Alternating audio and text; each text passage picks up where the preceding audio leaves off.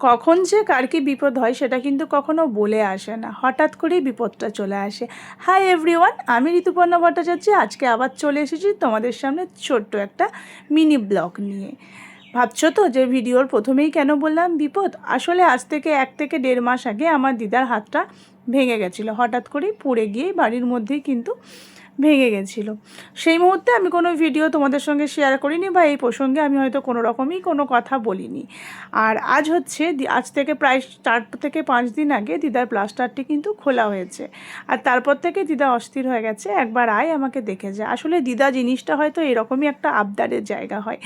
যখনই দেখে যে আমার নাতি নাতনিরা কাছাকাছি আছে, তখন তো আরও বেশি দিদার আবদার করে যে একবার আয়, কতদিন তোকে দেখিনি, দেখে যা। কারণ দিদার পক্ষে এখন সম্ভব নয় সবার কাছে সবসময় যাওয়া, তাই আমরাই এখন দিদার কাছে আসি, দিদাকে একবার করে দেখে যাই। আর আমার বাড়ি থেকে মামার বাড়ি খুব বেশি দূর নয়, মাত্র 10 মিনিটের রাস্তা। তাই ভাবলাম টুক করে একবার দিদাকে ঘুরে দেখে আসি। আর তার থেকেও বড় কথা, অনেক দিন আমি এখানে ছিলাম না, প্রায় 2 সপ্তাহ মতো মায়ের বাড়িতে ছিলাম। তাই দিদার সঙ্গে আসাও হয়নি, দিদার সঙ্গে দেখাও হয়নি। তো ভাবলাম যে তাহলে দিদার সঙ্গে দেখা করে নিই। আর দেখতেই পাচ্ছ মামার বাড়িতে আমি চলে এসেছি।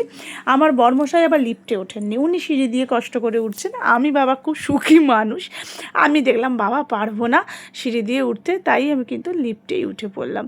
লিফট দিয়ে এখন চলে এসেছি কিন্তু মামার বাড়িতে। আর এই যে দেখো, মামার বাড়িতে আসার পরে আমি দিদার সঙ্গে দেখা করছি। আর দিদাকে বলছি তোমার হাতটা দেখি একটু কেমন আছে না আছে। দিদা বলছে তুই কি আমার ছবি তুলছিস? দেখতেই পাচ্ছ দিদার কতটা বয়স হয়ে গেছে। দিদা মানে আমি কোয়ার্টারে আসার পরও দিদা কিন্তু বাইকে করে আমার বাড়ি যেত যখন আমি কোয়ার্টারে এসেছি। আর এখন দিদার হাতটা তোমাদেরকে আমি দেখালাম। আর এই হচ্ছে আমার ছোট মামি, আমার বর, এরা সব কী সব কাজকর্ম করছিল। কিছুক্ষণ বসলাম, বসে গল্পগুজব করলাম। আর এই যে আমার মামার ছেলে, ওকে একটুখানি রাগাচ্ছিলাম। তো চলো আজকের ভিডিওটা এখানে শেষ করলাম, আবার দেখা হবে নতুন একটা ভিডিও।